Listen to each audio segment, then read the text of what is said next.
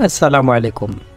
ظهر أحد أنصار الصدر في فيديو انتشر خلال الساعات الماضية بين العراقيين، يتحدث فيه عن الاعتكاف المرتقب في مسجد الكوفة، كما جرت العادة بين أنصار التيار الصدري في الأيام العشر الأواخر من رمضان.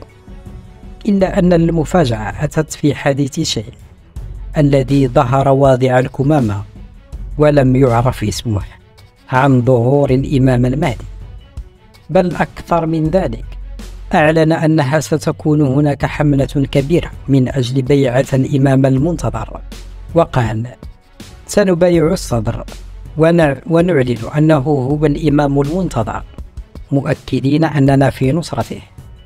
كما أضاف متوجها إلى أتباع التيار: لا تخجلوا ولا تخذلوا أمام زمانكم، بل هبوا إلى مبايعته ونصرته.